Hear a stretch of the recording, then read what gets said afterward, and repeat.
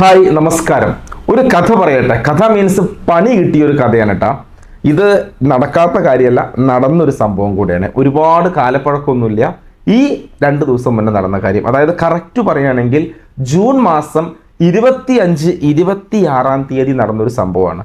സംഭവം നടക്കുന്നത് കുമരകത്തെ ലേക്ക് song resort. നല്ല മഴയുള്ള ദിവസങ്ങളാണ്, ജൂൺ മാസം, പെരുമഴയും കാര്യങ്ങളൊക്കെ ഉണ്ട്. ഇതാണ് നമ്മുടെ സീക്വൻസ്. ഓക്കെ, അപ്പോൾ എന്താണ് ഇവൻ്റ് എന്ന് പറയുകയാണെങ്കിൽ നിങ്ങൾക്ക് അറിയാൻ പറ്റുന്നുണ്ടാവും. നമ്മുടെ ചാനൽ വീക്ഷിക്കുന്ന ആൾക്കാരാണല്ലോ നിങ്ങൾ.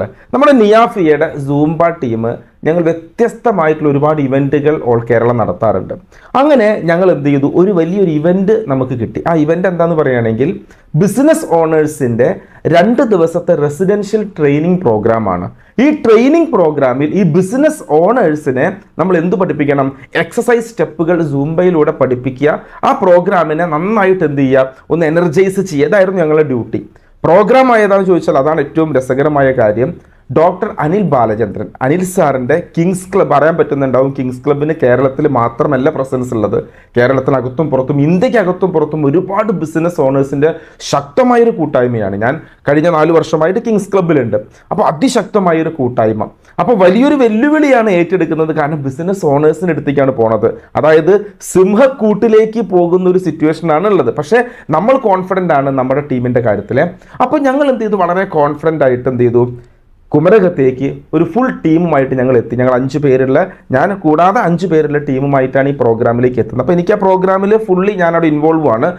നമ്മൾ ഈ പ്രോഗ്രാമായിട്ട് മാത്രമല്ല, ഓൾറെഡി അനിൽ സാറിൻ്റെ സ്റ്റുഡൻറ്റും കൂടെ ആയതുകൊണ്ട്. അങ്ങനെ എത്തിയപ്പോഴാണ് യഥാർത്ഥത്തിൽ എന്ത് സംഭവിച്ചത്. ഞാൻ നേരത്തെ പറഞ്ഞു, ചില സമയത്ത് നമുക്ക് വില്ലന്മാരായിട്ട് ചില കാര്യങ്ങൾ വരും. അത് വ്യക്തികളാവണമെന്നില്ല. നമ്മുടെ വില്ലൻ എന്തായിരുന്നു അറിയോ?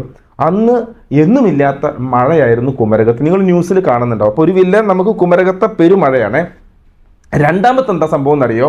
ഇത് കുമരകത്ത് പ്രോഗ്രാം ആയതുകൊണ്ട് തന്നെ ഓൾ കേരളയിൽ നിന്നും അതുപോലെ തന്നെ പുറത്ത് ഗൾഫിൽ നിന്നൊക്കെ ആൾക്കാർ എന്ത് ചെയ്തിട്ട് അന്നത്തെ ഇവൻറ്റിന് എത്തിയിട്ടുണ്ട്. ആര്? നമ്മുടെ ബിസിനസ് ഓണേഴ്സ്. എത്തിയപ്പോൾ നമുക്ക് ഭയങ്കര ടയേർഡാണ്. കാരണം യാത്ര ചെയ്ത് വന്നതാണ്. കാരണം ഏതൊരു RTP നമുക്ക് നടക്കുമ്പോൾ ചിലപ്പം ഒരു ഉച്ചയ്ക്ക് ശേഷം, ഭക്ഷണത്തിന് ശേഷമൊക്കെ ആവും നടക്കുക. ഇത് നടക്കുന്നതോ രാവിലെ 9:30, 10-നാണ്. അപ്പോൾ ഏതൊക്കെയാണ് വില്ലൻ? ഒന്ന് നമ്മുടെ പെരുമഴ, ഇത് തന്നെ ഒരു വില്ലനായിട്ട് വന്നു. കാരണം ഒരുപാട് ആൾക്കാർ ഡിലേ ആയിട്ട് വരാനും ആ ഒരു ഹറിബറിലേക്ക് എത്താനുള്ള ചാൻസ് വന്നു. കൂടാതെ തന്നെ എല്ലാവരും എന്താണ്, യാത്ര കഴിഞ്ഞൊരു ക്ഷീണമുണ്ട്. കൂടാതെ അടുത്തൊരു മെയിൻ സംഭവം എന്താണെന്നറിയോ?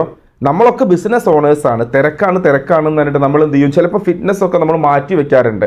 കൂടാതെ തന്നെ ബിസിനസ് ഓണേഴ്സ് പറഞ്ഞൊരു പോയിന്റും ഉണ്ട്. അയ്യോ, സൂംബ ഞങ്ങൾക്ക് വേണ്ട, കാര്യം ഇതൊരു സസ്പെൻസ് ആയിരുന്നു. നമുക്കതിനെ കോർഡിനേറ്റ് ചെയ്ത നമ്മളെ ശ്രീൽജി, ഇവരൊക്കെ ഒരു സസ്പെൻസ് ആയിട്ടാണ് നമ്മൾ ഈ സൂംബ ഇവന്റ് അവിടെ വെച്ചത്. ഇവരെല്ലാവരും കൂടി ഞെട്ടിപ്പോയി. കാരണം ഞങ്ങളില്ല, കാരണം സൂംബ എന്ന് പറഞ്ഞ ഡാൻസാണ്, ഞങ്ങളില്ല എന്ന് പറഞ്ഞ് മാറി നിൽക്കലായി. ഞങ്ങൾ 5 പേര് പോയിട്ട്, നിങ്ങളൊന്ന് ആലോചിച്ച് നോക്കും നമ്മുടെ ട്രെയിനേഴ്സിന് അപ്പോഴത്തെ സിറ്റുവേഷൻ. കാരണം ആളുകളൊക്കെ ഒരു ക്യൂരിയോസിറ്റി ആയി. കാരണം നടക്കില്ല എന്ന് വിചാരിച്ചു. കാരണം കുറച്ച് ആൾക്കാർക്ക് മാത്രമായിട്ട് സൂംബ നടത്തിയിട്ട് പ്രത്യേകിച്ച് കാര്യമില്ല.